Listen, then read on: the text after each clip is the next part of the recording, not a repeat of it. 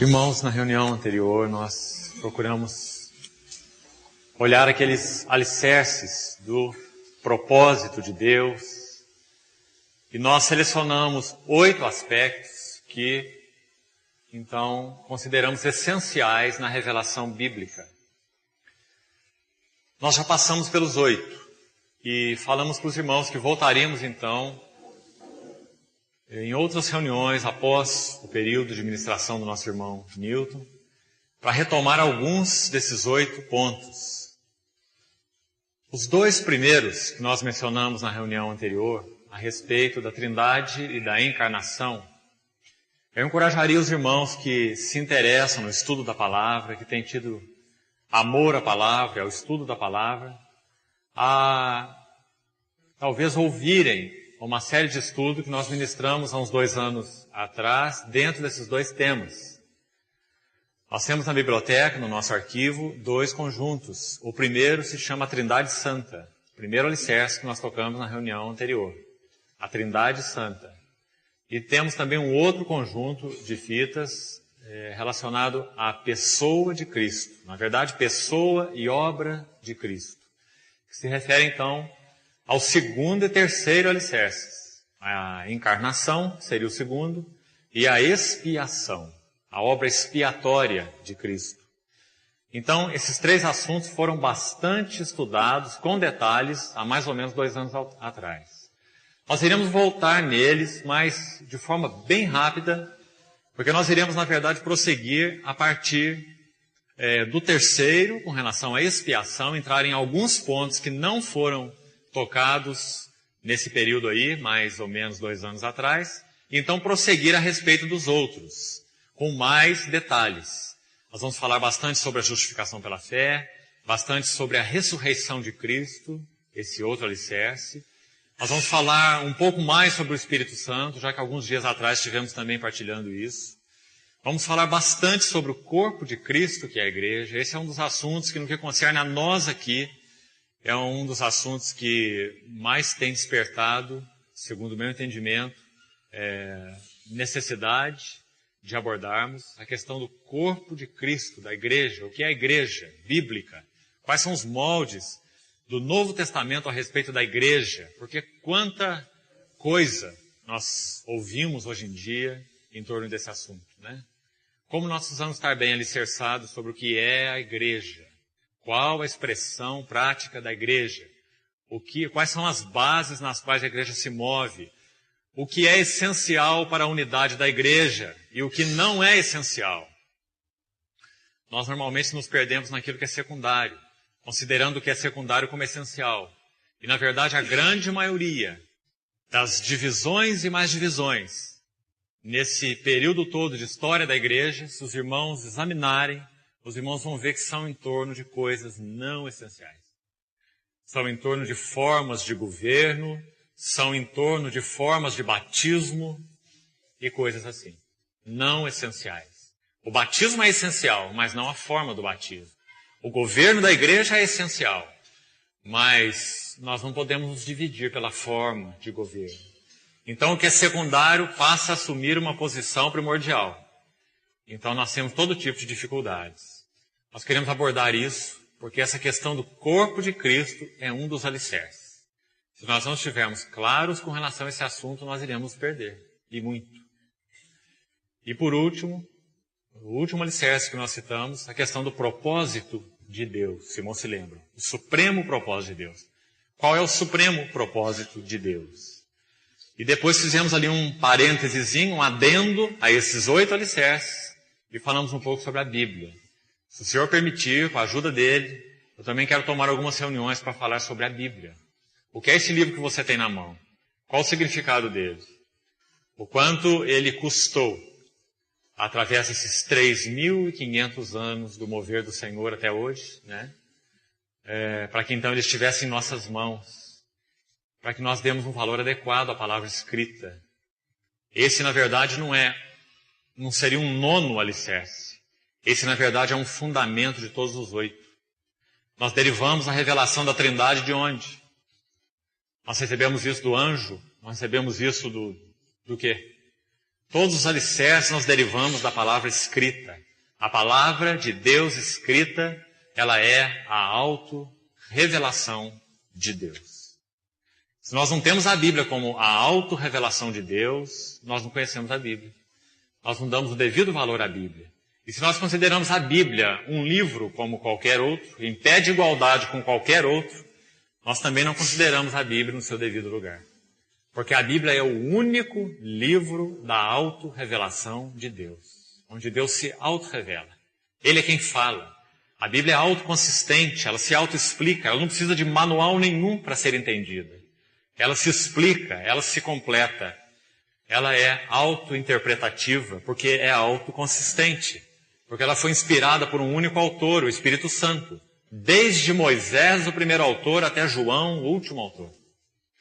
Então, a palavra escrita de Deus é tão fundamental, tão importante, que nós demos o devido valor a ela. O Senhor sempre resgatou o lugar da sua palavra em todos os movimentos de avivamento.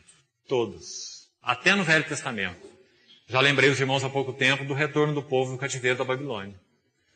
Um dos focos, dos alicerces daquele retorno, da restauração, foi a recuperação da palavra de Deus, por Esdras. Esdras recuperou a palavra e colocou a palavra de novo no lugar central. Se ela não vier a ocupar de novo o lugar central no meio do cristianismo de hoje, nós não temos absolutamente nenhuma chance de uma restauração genuína. Então nós precisamos dar o devido valor e ter uma visão adequada da palavra de Deus, esse livro que você tem na mão, de 66 pequenos livros.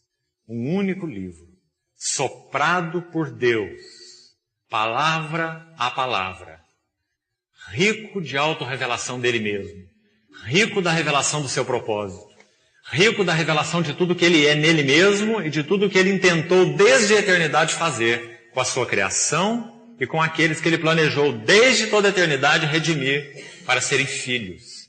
A Bíblia não se detém nem só na criação, nem só nos filhos. Ela fala dos dois. Ela mostra como que toda a criação e aqueles então eleitos no coração de Deus antes da fundação do mundo, os eleitos de Deus, eles iriam então fazer, que parte eles iriam tomar nesse grande propósito, nesse supremo propósito. A Bíblia é singular. Ela expressa para nós essas riquezas infindáveis de Cristo. Quanto mais nós cavamos nesse livro, mais nós vemos que estamos na superfície. Quanto mais vamos, mais nós vemos que estamos aquém. Porque ela é tão infinita quanto o próprio Deus. A palavra de Deus. Então, que necessidade, irmãos, nós temos hoje de recuperar o lugar devido dessa palavra. Na nossa vida individual. Na vida da nossa família. Será que o foco da nossa vida familiar é a Bíblia? É.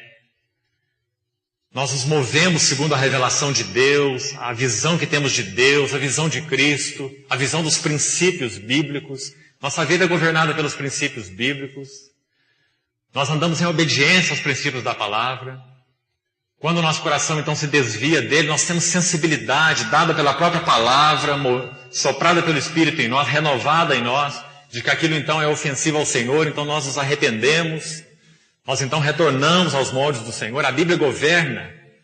Lembra aquele texto de Deuteronômio, quando Moisés fala ao povo sobre a palavra, a importância da palavra, o que eles deviam fazer com a palavra? Ele diz assim, vocês vão atá-la por frontal entre os teus olhos. Vocês vão escrevê-la nas suas mãos. Vocês vão falar dela com seus filhos andando pelo caminho, ao sentarem, ao levantarem, entrando, saindo. Isso significa que a palavra de Deus deve governar nossa mente, nossa conduta, nossos pensamentos, nossas atividades. Por isso o Senhor falou por frontal entre os olhos, significa governando nossa mente. E Ele falou gravada na sua mão, significa governando as nossas obras, o que fazemos. E Ele falou andando pelo caminho, significa governando toda a nossa conduta. Mente, obras e conduta. Uma vida regida pela palavra de Deus. Irmãos, nós só podemos ser bem-aventurados assim. Nunca seremos bem-aventurados de outra forma. Só podemos ser bem-aventurados pela visão e obediência à palavra. Por dar a ela nos nossos corações o devido lugar. Nunca de outra forma. Nunca encontraremos paz, alegria, essa verdadeira bem-aventurança que o Senhor nos criou para experimentar em nenhum outro lugar, de nenhuma outra forma. Na verdade, a raiz do nosso pecado é a desobediência. Lembra que Hebreus faz essa permuta dessas duas palavras, desobedecer e descrer, como, na verdade, sendo uma só, tendo uma mesma base? Finalzinho do capítulo 3 de Hebreus, se você observar na sua Bíblia. Quando ele está falando sobre aquela geração que não entrou no descanso de Deus, é o tema ali dos capítulos 3 e 4, não é? Descanso de Deus. Então ele fala assim, eles não puderam entrar por causa da incredulidade, não é isso? E isso é Hebreus 3,18. E se você ler o verso 3,19, ele explica uma outra coisinha e diz assim, vemos então que eles não entraram porque foram desobedientes. Então você vai ver como o autor de Hebreus usa em intercâmbio essas duas palavras. O que é incredulidade? É desobediência. E o que é fé? É obediência. Aquele que diz eu creio, mas não obedece, ele não crê. Aquele que diz eu creio, obedece. Né? Simples. Então toda a base do pecado em nossa vida é a desobediência. Observe esses dois versículos que eu citei depois com cuidado. Hebreus 3, 18 e 19. Você vai ver as palavras incredulidade e desobediência usadas no mesmo sentido, porque elas têm esse significado. Quem são os que não entraram no descanso? Os incrédulos. Por que eles não entraram? Porque foram incrédulos? Porque foram desobedientes. É a mesma coisa. Crer é obedecer, e não crer é não obedecer. Então, quanto o Senhor precisa ganhar os nossos corações para esse simples fato? Sabe o que eu vejo às vezes? Que nós damos um lugar indevido a algumas coisas. Por exemplo, a rendição. Algumas pessoas às vezes expressam de uma forma que parece que a rendição é tudo. Mas, irmão, a rendição é passiva. E a obediência é ativa. E a vida cristã não é por essência passiva, mas ela é por essência ativa, extremamente ativa. Desenvolvei a vossa salvação com temor e tremor, isso não é ativo. Esforcemo-nos por entrar naquele descanso, Hebreus mesmo, capítulo 4, isso não é ativo. Faça esforço, se esforça para entrar no descanso. Não é porque você pode, mas você vai fazer esforço para se apegar às verdades ouvidas, para que delas jamais se desvie. Hebreus capítulo 2. Então você vai colocar o seu coração diante de Deus dizendo, eu quero obedecer-te, Senhor. Cria em mim um espírito que obedece. Move em mim esse desejo de te obedecer, a qualquer preço, em todas as circunstâncias. Então nós nunca iremos desenvolver a nossa vida cristã por rendição. Rendição é um primeiro passo. Nós iremos desenvolver a nossa vida cristã por obediência. Nós só podemos ser aperfeiçoados por obediência. Cristo só pode ser formado em nós por obediência ao Senhor, à sua palavra, né? Aos ditos do Senhor, a essa unção que nos ensina todas as coisas. Se nós estamos com pequenas desobediências aqui, ali, uma no negócio, outra na família, outra numa relação aqui, outra num assunto ali, nunca nós iremos desemperrar a nossa vida cristã. Nunca. Porque não é um assunto de rendição até. Não adianta nós estarmos orando, Senhor, queremos render, entregar. Nós temos uma visão, muitas vezes, quietista, né? Desequilibrada da vida cristã. Como se essa passividade, essa rendição fosse tudo. Essa rendição é apenas o iniciozinho. Davi, quando orou no Salmo 51, ele não pediu rendição a Deus. Ele falou assim, cria em mim, ó Deus, um coração puro. E renova dentro em mim um espírito reto. Sustenta-me com um espírito voluntário. Então declararei aos homens, tua palavra, teu testemunho, né? Um espírito voluntário, um coração que obedece. Espírito voluntário, que quer, vontade, eu quero, eu desejo. Um espírito voluntário, né? Então nós temos que tomar cuidado para não invertermos coisas para o nosso próprio prejuízo, né? Deus não nos pede apenas rendição, não. Deus nos pede obediência. 1 Pedro, capítulo 1, logo no iniciozinho, Pedro fala assim que nós fomos eleitos pela presciência de Deus para a obediência e a aspersão do sangue de Jesus Cristo. 1 Pedro, capítulo 1, verso 3. Então essa questão da obediência é muito significativa. verso 2, da primeira epístola de Pedro, capítulo 1, verso 2. Eleitos para a obediência. Então, a palavra de Deus precisa ser recuperada. Coloquei toda essa ilustração aqui para que você veja o lugar que a palavra de Deus precisa ter no nosso coração. Ela gera em nós arrependimento? Sim. Ela gera em nós convicção de pecado? Sim, também. Ela gera em nós, leva-nos à rendição, a deixar de tentar fazer as coisas por nós, a nosso modo, do nosso jeito? Sim, também. Mas ela faz tudo isso com vista a um propósito maior. O arrependimento, a rendição, tem propósito, não são fins em si mesmos, são meios. O propósito é obedecer. Nós cantamos um cântico agora mesmo. O que fala esse cântico? O cântico não tem só uma estrofe. Ele não diz permanecer, isso é passivo. Permanecer em ti, permanecer em ti. A segunda estrofe diz obedecer a ti. Pobre, né? Então a nossa oração deve ser aquela de Davi no Salmo 51. O Senhor me sustenta com um espírito voluntário. Um espírito que quer, que busca, que vai, que faz, que obedece, que pratica, né? Mas esse não é nosso assunto hoje. Vamos voltar um pouquinho para trás. Eu queria examinar com os irmãos alguma coisa relacionada aos 8 aspectos que nós falamos na reunião anterior. Nós vamos começar hoje e nós vamos prosseguir na outra quarta-feira, já que domingo nós vamos celebrar a ceia do Senhor juntos, né? Então nós temos apenas 2 mensagens para fazermos essa obra aqui. E se o Senhor nos ajudar, será possível. Nós vamos examinar juntos alguns versículos onde aparece a pequena palavra, sugestiva, importante palavra, mistério. Na reunião anterior eu já fiz uma abordagem dela, e agora eu queria primeiro localizar os irmãos para ver por que nós vamos fazer isso. Nós fizemos na reunião passada aquela coluna vertebral de 8 alicerces da nossa vocação, da nossa confissão, melhor.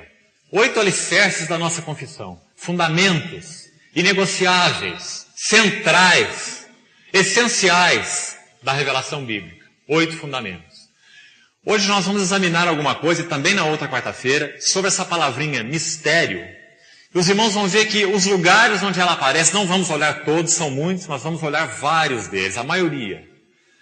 Os irmãos vão ver que as expressões, versículos bíblicos que usam essa palavrinha mistério, tão sugestivo e importante, lançam luz por um ângulo diferente nas mesmas questões que nós abordamos na reunião anterior. Então o que nós vamos fazer hoje? Uma reprise da reunião de domingo. Só que nós vamos fazer uma reprise por outro ângulo, né? Você viu, quem sabe, um objeto por um ângulo, agora você vai dar a volta por trás e ver o mesmo objeto por outro ângulo. Muito bom fazermos isso, né? Porque nós podemos examinar a mesma verdade em vários ângulos. Isso é um método bíblico, muito utilizado pelos apóstolos nos seus escritos. Mostrar a mesma verdade de ângulos diferentes. Então os irmãos tenham como pano de fundo aqueles 8 alicerces. Lembra deles? Trindade, encarnação, expiação, justificação pela fé, ressurreição, Espírito Santo, corpo de Cristo, supremo propósito de Deus. É isso? 8 alicerces. Agora nós vamos olhar alguma coisa sobre esse mistério. E você vai ver que aos lugares onde aparece, lança luz sobre os mesmos assuntos. Você vai ver que esse mistério toca a Trindade, esse mistério toca a encarnação. Até já citei alguma coisa sobre isso na reunião anterior e na primeira também. Aquele texto de 1 Timóteo. Grande é o mistério da piedade. Qual é o mistério da piedade? Aquele que foi manifestado na carne, encarnação. Então aquele é um versículo sobre mistério que toca a encarnação. Depois os irmãos vão ver o versículo sobre mistério que toca o corpo de Cristo. Grande é esse mistério, mas eu me refiro a Cristo e à igreja. Está vendo? Igreja também tem relação com mistério.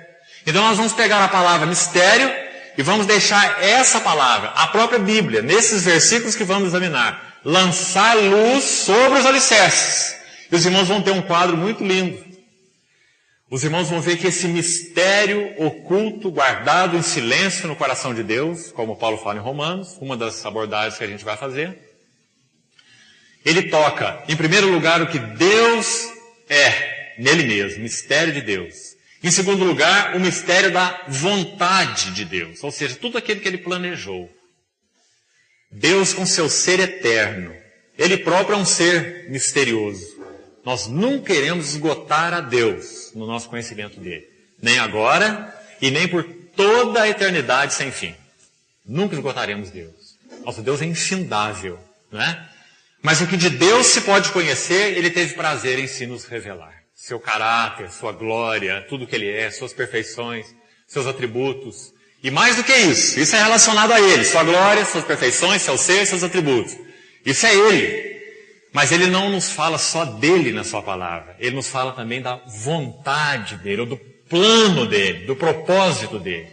Então os irmãos vão ver que por trás dessa palavra mistério, nós vamos ter esses dois grandes elementos. Deus, Cristo, a encarnação, mas nós também vamos ter o plano de Deus, ou seja, a igreja, incluída nesse plano. Então nós vamos ler alguns versos para nos ajudarem a lançar luz nessa mesma coluna que nós vimos na reunião anterior. Não estamos mudando de assunto. Nós estamos dando a volta e olhando por trás agora, usando os versículos com essa palavrinha mistério. Tá certo? Vamos começar por Apocalipse capítulo 10. Abra sua Bíblia, por favor.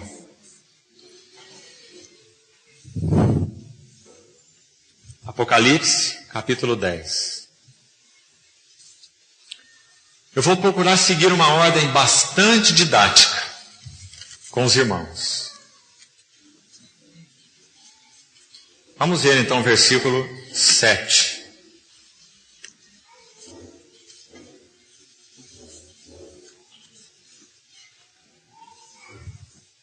Apocalipse 10, 7.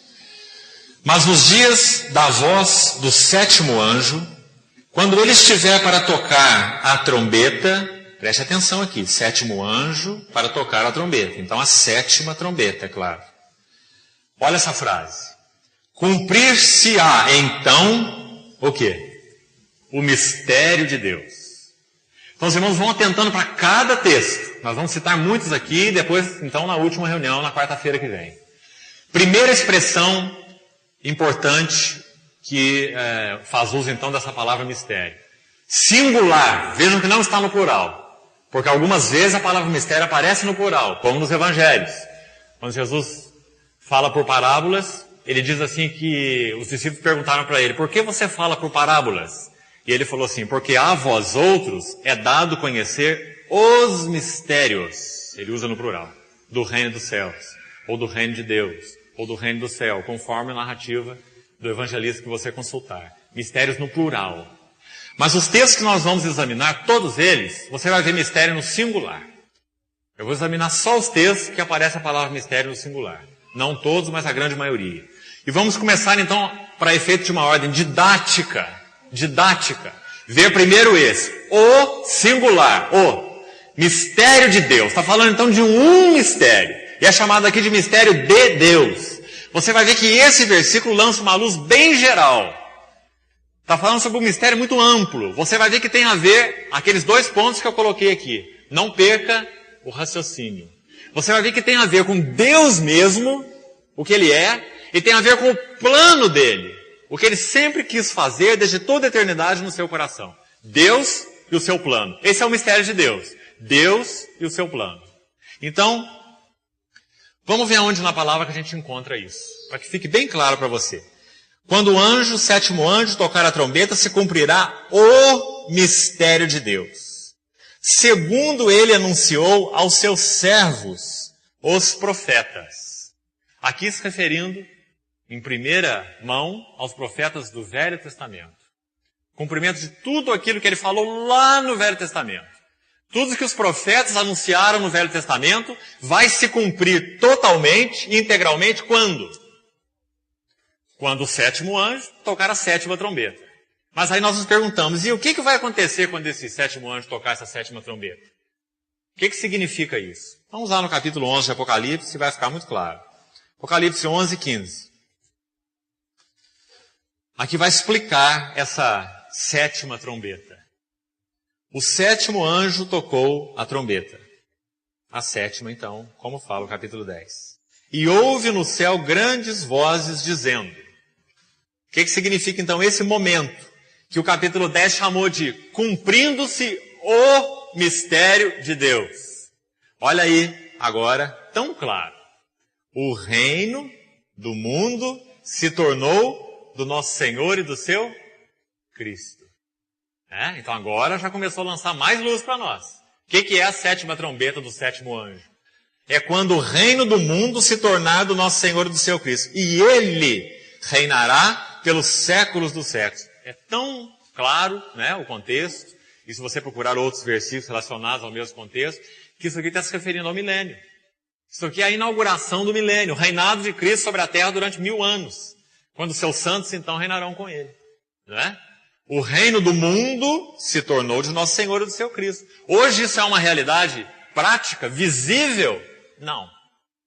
O Senhor é o único rei. Ele reina sobre todos os reis, todos os principados, todos os governadores, não é?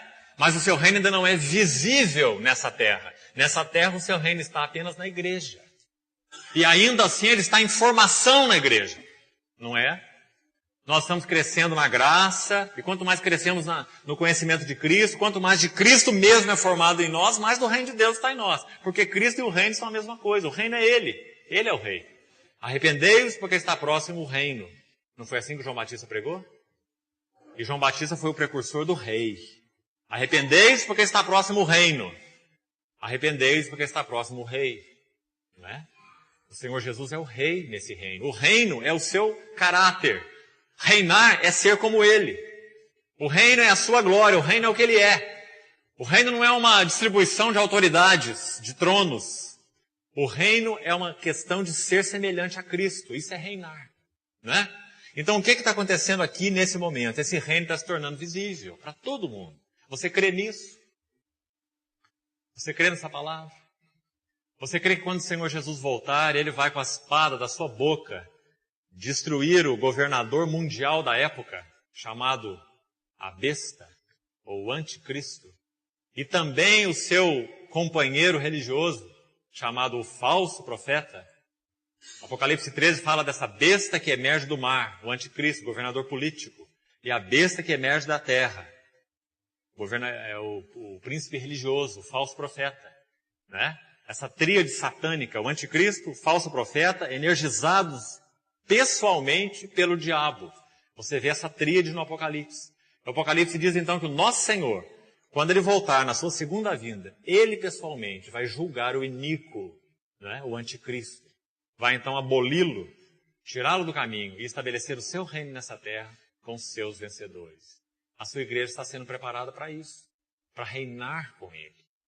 A igreja não é uma coisa qualquer. A igreja é um sacerdócio real, uma nação santa, um povo de propriedade exclusiva de Deus. Quando que isso tudo vai ser visível? Quando que o reino do mundo vai se tornar do Senhor e do seu Cristo? Quando o sétimo anjo tocar essa sétima trombeta. Não é? Isso fala desse processo espiritual, desse desenrolar do propósito de Deus. Por isso, primeiro anjo, segundo anjo, terceiro anjo, 7 trombetas. 7 é um número na Bíblia ligado à perfeição quanto ao tempo. A semana tem 7 dias. Não é? 7 fala de perfeição temporal. 12 fala de perfeição eterna. Então, por que 7 trombetas? Porque é o propósito de Deus relacionado ao tempo, à história. Então, o Senhor Jesus vai voltar no tempo. Ele veio a primeira vez no tempo. Ele não veio no espaço, né, sideral. Ele veio na terra, Ele se encarnou, Ele se fez homem, Ele participou do viver humano, morreu como homem, ressuscitou como homem e voltará como homem. E quando então Ele voltar, o reino do mundo se tornará do seu Cristo. Ele vai reinar pessoalmente. O Cristo glorioso e os seus santos, os seus embaixadores. Aqueles que seguiram o Cordeiro por onde quer que ele vá, como o Apocalipse diz. Então, irmãos, esse é um momento profetizado aqui em Apocalipse 11:15. Chamado aqui no capítulo anterior, que você leu, Apocalipse 10:7, de o mistério de Deus se cumprir. Agora, irmãos, estão vendo aonde que esse mistério de Deus nos levou? Os irmãos estão vendo? Lá no final, o que é o mistério de Deus cumprido? O mistério de Deus, então, cumprido, é quando ficar claro para toda a criação que Cristo e a igreja são um, e que a glória de Cristo é expressa na igreja, que Ele é o Rei eterno, e que aqueles que o amaram, que creram nele, que o obedeceram, que o seguiram, reinarão com ele. Agora, quando você lê aqui no capítulo 11, você não vê explicado nada disso. Você só vê que o reino do mundo se torna do nosso Senhor. E ele reina. Aqui você vê algo relacionado especificamente a ele. Ele entra então de novo aqui na história, ele volta, ele tira o anticristo do caminho, o falso profeta, ele estabelece o seu reino e ele reina. Agora, irmão, esse versículo de Apocalipse 11:15, ele não está jogado no nada. Ele foi extraído de um outro lugar e aplicado aqui em Apocalipse. Porque como você já viu no capítulo 10, o versículo que nós lemos lá, volte por favor, versículo 7, finalzinho do versículo 7, diz assim: segundo ele anunciou aos seus servos, os profetas. Tá certo? Eu disse para os irmãos que essa referência desse texto se refere principalmente, particularmente, aos profetas do Velho Testamento. Então continue acompanhando essa sequência. E abra comigo lá em Daniel. E você vai ver agora o quadro com toda a luz. Daniel, capítulo 7. Daniel, capítulo 7. 2 versículos só nós vamos ler. E você vai ver o quadro se fechar. Podemos ver o verso 14, Daniel 7:14.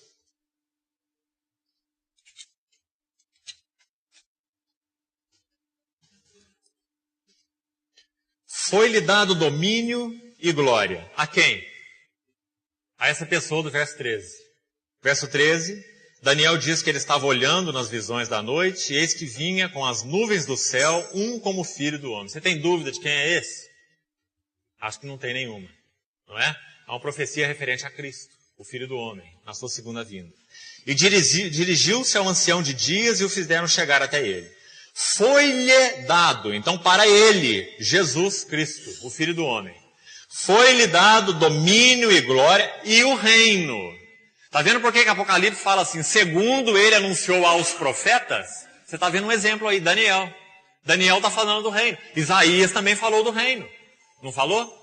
Muito claramente. Então, Daniel 7:14. Foi-lhe dado ao Filho do Homem, Jesus, nosso Senhor, domínio e glória e o reino. Então, lá em Apocalipse 11, diz assim, quando o 7º anjo toca a trombeta, que voz que se ouve? O reino do mundo se tornou do Senhor e do seu Cristo. É o que Daniel profetizou. Não é? Está aí o versículo. Foi-lhe dado domínio, glória e o reino, para que os povos, plural, lá em Apocalipse 11 está escrito assim, o reino do mundo se tornou do Senhor e do seu Cristo. Aqui diz os povos, nações e homens de todas as línguas. Mesma coisa, irmão. Expressão exata. Né? Povos, homens, nações e línguas o servissem. E o seu domínio é um domínio eterno que não passará e o seu reino jamais será destruído. O Filho do Homem, o Senhor Jesus, e o seu reino estabelecido nesse mundo conforme Daniel anunciou. E conforme João confirmou, lá na sua profecia no Apocalipse. E confirmou exatamente dessa forma. Segundo ele anunciou aos seus profetas. A gente está vendo um exemplo. Agora eu disse para os irmãos que você tem que ver de duas formas esse texto, esse mistério de Deus. Uma se refere a algo relacionado ao próprio Deus. Ele é rei, ele reinará. Agora o mistério não para aí. O mistério tem um outro braço. E esse se refere a nós. Veja que na própria profecia de Daniel, essa visão é clara, esse entendimento é claro. Vá mais para frente, por favor. Daniel 7, o mesmo capítulo, olha o verso 27. Irmão, olha a beleza, a singularidade da palavra de Deus. Se no verso 14 está escrito assim, foi-lhe, esse lhe é pessoal, é ao Filho do Homem, só a ele.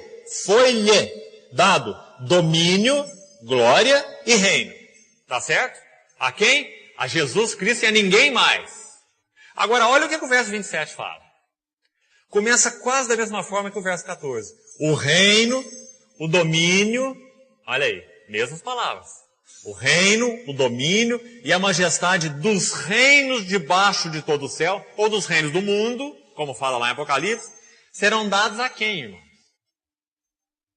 Você está vendo?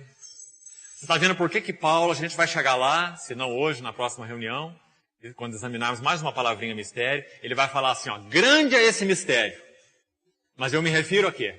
A Cristo e a igreja. Os irmãos estão vendo? Cristo, Daniel 7,14. Foi-lhe dado o domínio, o reino, a majestade, a ele, o Filho do Homem. A igreja, Daniel 7,27. O reino, o domínio, a majestade dos reinos debaixo de todo o céu serão dados ao povo. Agora não é ao Filho do Homem, agora é ao povo, né? Dos santos do Altíssimo. Quem são esses? A igreja, claro. Aqueles que o Altíssimo separou para si, né? Agora, e o seu reino? Reino de quem? Por que está no singular? Do povo, desse povo, né? O reino desse povo, o reino da igreja. O seu reino será reino eterno, mas esse reino é o reino de Cristo, não é? Você está vendo como se confunde essas duas coisas? Irmão, que verdade tremenda, né? Que coisa é a palavra de Deus? Como é que Daniel pode falar disso muito antes do verbo ter se feito carne, Cristo? Como é que Daniel pode falar da igreja muito antes dela existir? Como é que Daniel pode falar desse reino futuro 2.500 anos antes dele acontecer, já que nós cremos que estamos às portas dele? Daniel já está falando do reino que vai ser dado ao Filho do Homem e do reino que vai ser dado ao povo dos santos do Altíssimo. Daniel já está falando do Cristo e da igreja, desse grande mistério de Deus.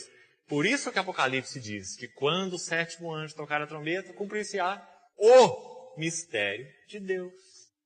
Qual é o mistério de Deus? Cristo e a igreja. Tão claro, né? O reino será dado ao povo dos santos do Altíssimo. O seu reino será reino eterno e todos os domínios o servirão. Que é esse aqui, irmão? Esse outro está se referindo a quem? Aos santos, à igreja. Lembra que Paulo diz assim para os romanos, olha, e em breve o Deus da paz esmagará Satanás debaixo dos vossos pés. Lembra?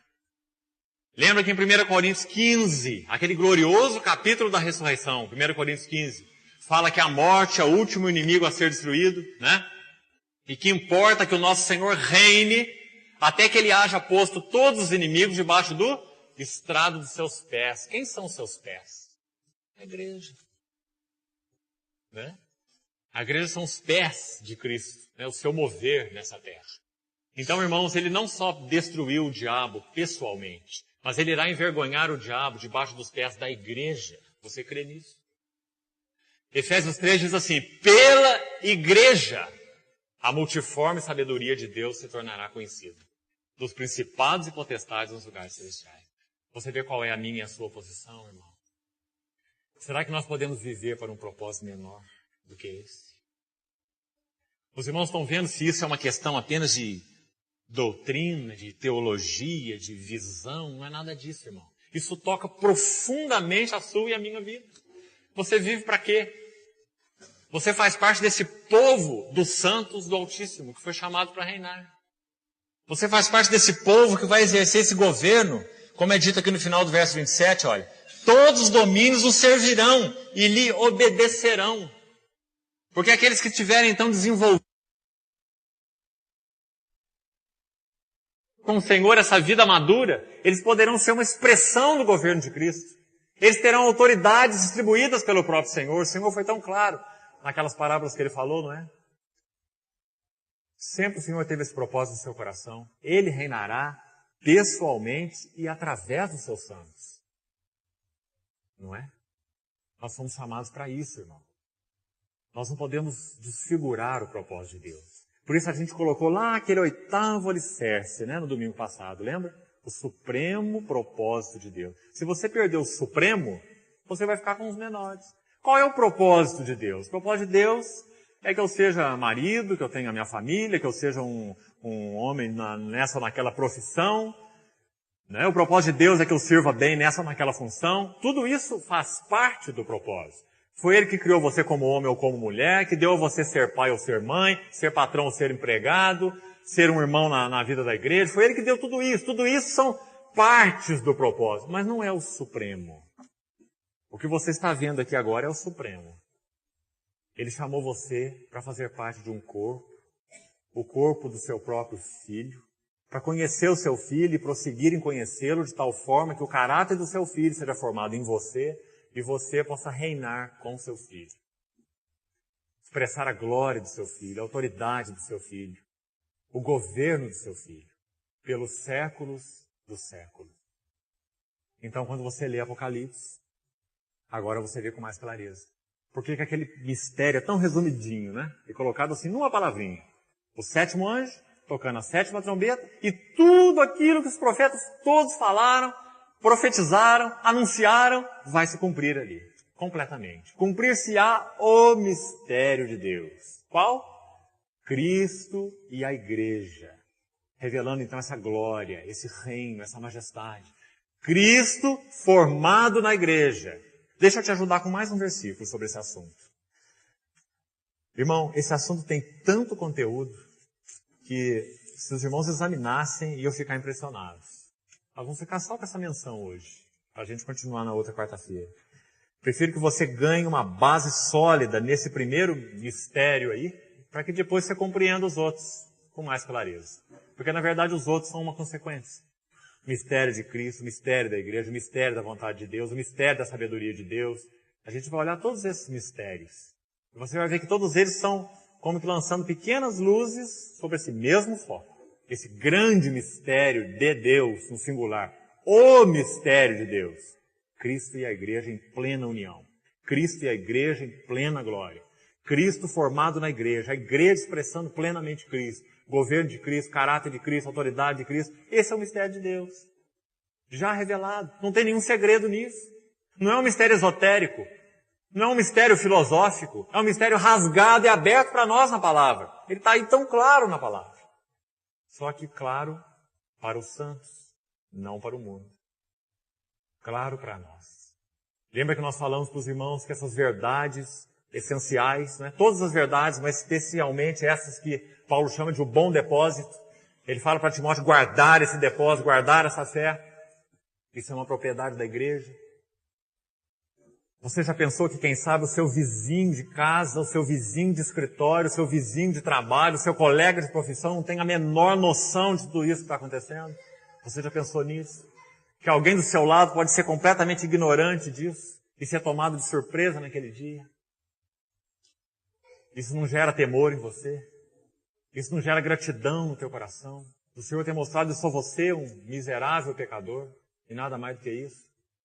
Ser incluído nesse imenso e supremo propósito? Isso devia gerar, irmãos, gratidão, reverência, temor, adoração nos nossos corações. Não é? Então olha lá, por favor. Vou te mostrar mais algum conteúdo para esse assunto, desse mistério de Deus no singular. Abra em 2 Tessalonicenses. Olha a beleza desse texto. 2 Tessalonicenses, capítulo 1.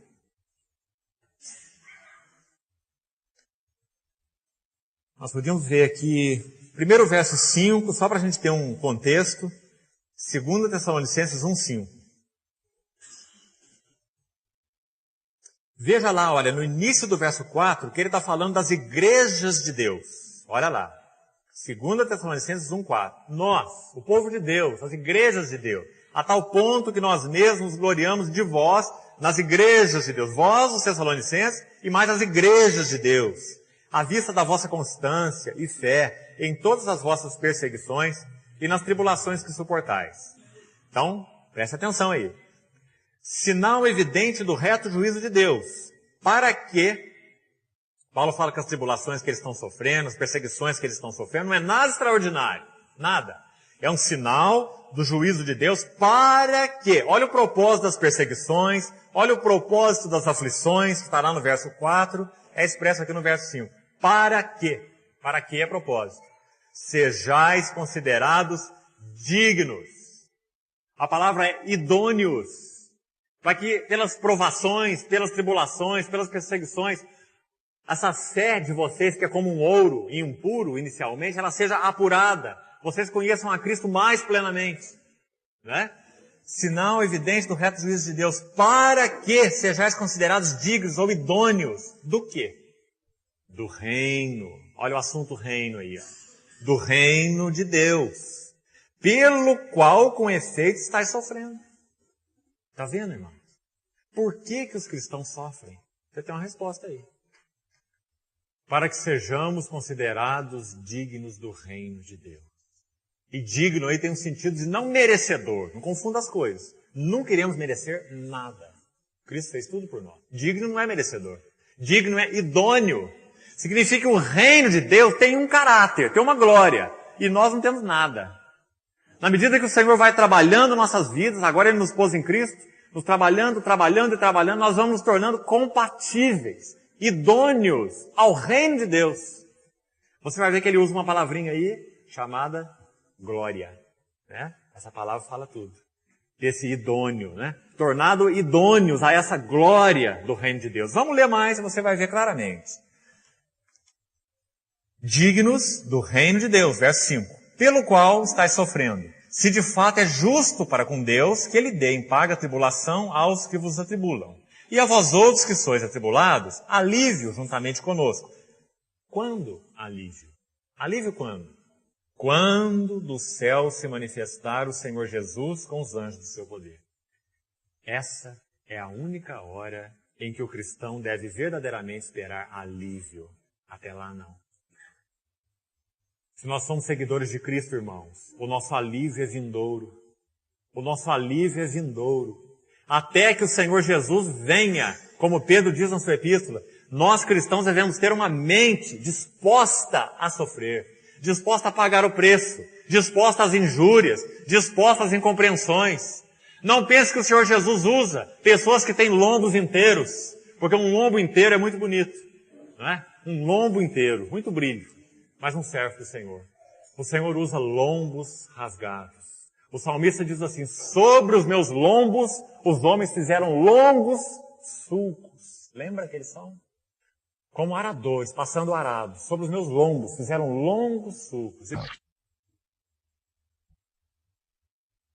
Nós precisamos passar pelo arado de Deus, pelo trabalho da cruz, pelo trabalho da palavra de Deus, para que sejamos úteis, dignos ou idôneos, se você preferir. Não é merecedor, é idôneo, é compatível com a beleza dele, com a glória dele, não é? Agora você entende bem esse texto? Para esse propósito estáis sofrendo, mas vocês vão ter alívio. Quando? Quando do céu se manifestar o Senhor Jesus. Que maravilha, irmão. Essa nossa viva esperança é um tremendo foco na nossa pregação evangélica. As pessoas resumiram todo o evangelho hoje, evangelho entre aspas, né? Porque isso não é evangelho. Isso é uma outra coisa monstruosa que está sendo falada aí. Resumiram toda a esperança do evangelho no já, no aqui, no agora. O que Deus quer? Deus é o bondoso Pai. Ele e o Papai Noel são a mesma coisa. O que o Papai Noel quer? Ele quer te dar presentes, te enriquecer, te fazer feliz, não é? Cheio de saúde, de prosperidade. Papai Noel celestial. Mas não é isso que Paulo está falando aí em Tessalonicenses, nem em lugar nenhum. Nem Paulo, nem Pedro, nem João, nem ninguém. Não existe isso na Bíblia. Isso é um evangelho espúrio. Paulo está falando, vocês estão sofrendo perseguições, tribulações, e isso é um sinal evidente de juízo. Deus está julgando. Pedro não fala assim, ó, o juízo há de começar por onde, irmão? Pela casa de Deus, não é pelo mundo. O mundo vai ser julgado quando o Senhor Jesus se revelar visivelmente. A igreja está sendo julgada já, agora. O juízo há de começar pela casa de Deus. E Pedro fala assim, se há de vir por nós, irmãos, que tenhamos temor. Porque se há de vir por nós, que somos um povo de Deus, comprado pelo sangue de Cristo, um povo que não tem mais condenação, e quando ele for julgar o mundo, o que o mundo vai falar? O mundo que não creu nele, o mundo que não obedece a ele. Não é? Esse é o argumento de Pedro, em 1 Pedro capítulo 4. E é o mesmo de Paulo aqui. Paulo fala assim, irmão, fique firme. É o juízo de Deus sobre a sua casa. Por que ele está fazendo isso? Para que sejais considerados idôneos do reino. O reino que virá. E o que vai acontecer quando esse reino vier? Vocês vão encontrar alívio. Graças a Deus. Não haverá nem pranto, nem luto, nem dor. As primeiras coisas passaram. Nós teremos um corpo glorioso. Nós iremos ver esse querido Senhor face a face. Nós seremos como Ele. Quando Ele se manifestar, seremos semelhantes a Ele. Porque havemos de vê-lo como Ele é. Irmão, na sua fé, no seu evangelho. Esse elemento de esperança é vivo, como Pedro diz. Ele nos regenerou para uma viva esperança. Ou toda a sua esperança é aqui e agora? Como que é o seu evangelho? É bíblico? Você tem uma mente disposta às incompreensões, às injúrias, às necessidades, às tribulações, aos sofrimentos? Ou você acha que isso aí é um fogo estranho, algo extraordinário que não devia estar acontecendo com você? Porque você foi criado para ser feliz. É assim o seu evangelho? Se ele é assim, ele não é bíblico. Vamos ler aqui mais. E a gente vai terminar. Só com esse texto hoje. A vós outros que sois atribulados, alívio, juntamente conosco. Quando do céu se manifestar o Senhor Jesus com os anjos do seu poder, em chama de fogo, tomando vingança contra os que não conhecem a Deus. Olha que dia vai ser esse. Não é dia de graça. É dia de fogo. É dia de dor. É dia de terror. É dia de pânico. Os profetas falaram isso. Oséias falou, Joel falou, Amós falou. Terrível é o dia do Senhor. É dia de vingança. Esse é o dia do Senhor para o mundo, mas não para a igreja. Para a igreja não é terrível. Muito pelo contrário. É um dia almejado. Porque nós já confessamos esse Cristo como Senhor das nossas vidas. Então esse dia é o dia das bodas para nós, a igreja. Bodas para a igreja, juízo para o mundo. Né? Que separação. Em chama de fogo, tomando vingança contra os que não conhecem a Deus. Você conhece a Deus? Em Cristo Jesus? Já se rendeu a Ele? Então esse dia não é de vingança para você. Se você não conhece, não professou o nome de Cristo, não se rendeu a Ele, então você está debaixo da ira de Deus. Esse dia será um dia da vingança para você. Contra os que não conhecem a Deus, contra os que não obedecem ao Evangelho de nosso Senhor Jesus. Olha aí o obedecer e o crer, que eu disse para você que é a mesma coisa. Está vendo? Obedecer o Evangelho é crer no Evangelho, é a mesma coisa. Estes sofrerão penalidade de eterna destruição, banidos da face do Senhor. Que contraste, né? 1 João 3, ele diz o que eu acabei de citar aqui. Quando Ele se manifestar, nós seremos semelhantes a Ele, porque havemos de vê-lo como Ele é, face a face. Agora, e aqueles que não creem nele, o que vai acontecer com eles? Banidos da face do Senhor. Irmão, sabe, não precisava existir inferno. Não tinha muita necessidade de existir inferno. Sabe o que é inferno? É não ver a face do Senhor. Esse é o inferno. A face do Senhor é o céu. Se o Senhor não estivesse no céu, o céu não seria nada. Vazio. É como uma casa sem morador. Banidos da face do Senhor. Que expressão, irmão. Nós, como igreja, nós fomos chamados, esse mistério de Deus é que nós, igreja, pudéssemos ser unidos a Ele mesmo, na pessoa de Cristo, seu Filho, de tal forma que pudéssemos eternamente contemplar sua face e sua glória. E contemplando sua face e sua glória, sermos transformados de glória em glória na mesma imagem. Como Paulo diz aos Coríntios. Você vê quantos textos lançando luz no mesmo assunto, eles são quase que infindáveis. Você tem isso em Romanos, em Coríntios, em Efésios, em Colossenses, em Hebreus, em Tito. Você tem quase todas as epístolas. A mesma verdade. Só que colocado de ângulos diferentes, de formas diferentes. A mesma gloriosa verdade. O mesmo mistério de Deus. Cristo e a igreja. Né? Vamos terminar de ler o texto, até o final desse capítulo, para a gente acabar. Banidos da face do Senhor e da glória do seu poder. Agora, esse textozinho aqui de 10 a 12, que eu queria que especialmente você concentrasse sua atenção na beleza dele. Quando vier, o nosso Senhor Jesus vier. Quando vier, o que vai acontecer? Para ser glorificado. Aonde, irmãos? No céu? Nos anjos? Na sua criação? Nos seus santos. Que linda expressão. Onde que Cristo vai ser glorificado quando Ele vier? Nos seus santos. Naqueles que creram, que o obedecem, que o amam, que o seguem. Nos seus santos. E Ele vai ser não só glorificado, mas vai ser admirado. As pessoas olharão para Cristo com aquele espanto, aquela admiração. Senhor da glória. E aonde que Ele vai ser visto? Na igreja de novo, nos seus santos. Ser admirado em todos os que creram. Não significa que Ele não vai ser visto pessoalmente. Tome cuidado. Cristo tem um corpo glorificado, ele é uma pessoa glorificada e ele vai reinar. Não é? E será visto assim. Mas, paralelamente a isso, a igreja, que é o seu corpo, manifestará a glória dele, não é a glória dela, como a lua. A lua não tem glória, não tem luz própria. Ela reflete a glória do sol, como por espelho, como diz Paulo aos Coríntios. Como por espelho, contemplando a glória do Senhor, nós refletimos a mesma glória de glória em glória. Não é assim? Tão claro.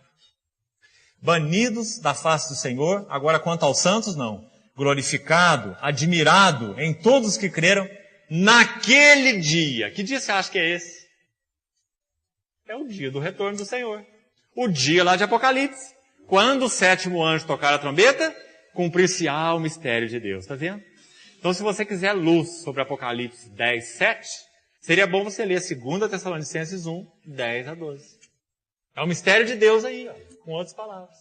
O mistério de Deus é Ele glorificado nos seus santos. O mistério de Deus é Ele admirado em todos os que creram. Nesse dia, naquele dia, porquanto foi crido entre vós o nosso testemunho.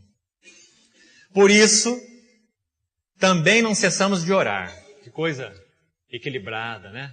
Paulo não é um vidente, Paulo é um profeta.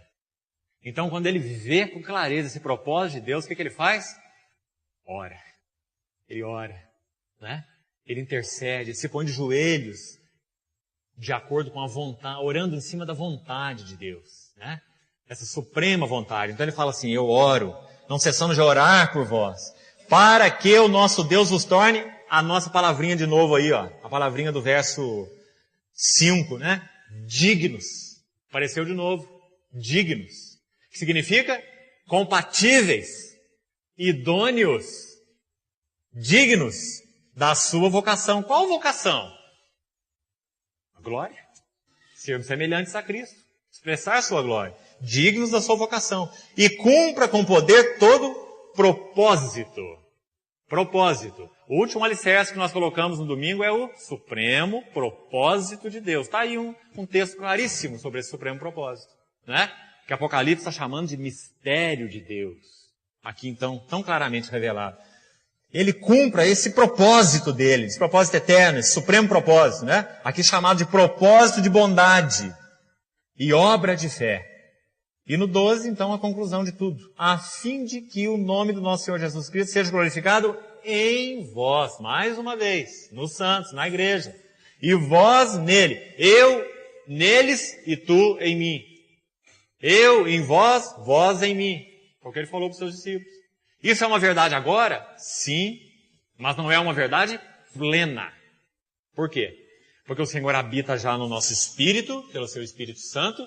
Ele está tornando nossa alma semelhante a Ele, trabalhando essa mente decaída que nós temos, confusa, complicada, preconceituosa, obstinada. Ele está trabalhando essa mente.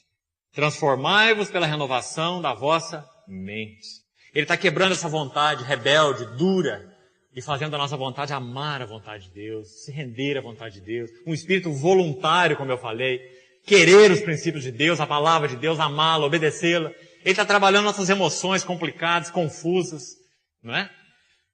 Aborrecidas, e está tornando também semelhante a Ele. E Ele vai continuar esse processo até que esse corpo também seja transformado. 1 Coríntios capítulo 15. O mortal seja absorvido pela vida. O corruptível se revista de incorruptibilidade. Então se cumprirá o mistério de Deus. Aliás, Paulo usa a palavra mistério também em 1 Coríntios 15. Lembra? Ele fala assim, eis que vos digo um mistério. Nem todos dormiremos, mas transformados seremos todos. Mistério. Está lá, 1 Coríntios 15. Então você vai ver que nas próximas reuniões o que nós vamos fazer é mostrar que as várias palavras mistério, mistério, mistério, disso ou daquilo, vão lançar luz sobre esse o mistério, no singular, que é Cristo e a igreja. Cristo formado na igreja. Então a igreja refletindo a glória de Cristo. Cristo reinando sobre a igreja. Então a igreja exercendo o governo de Cristo. Expressando o reino de Cristo. Esse é o mistério. O Senhor nos ajude, então, para que na outra reunião a gente possa caminhar um pouquinho mais, examinando essas palavras. Se você quiser adiantar, procure você mesmo. Pega a sua chave bíblica, procure a palavrinha mistério e leia todos os versículos, para você ver que maravilha. para que na próxima reunião a gente possa compartilhar, então, mais um pouco. Amém. Vamos orar. Ó Pai, agradecemos a Ti, Senhor, porque só nos resta fazer isso.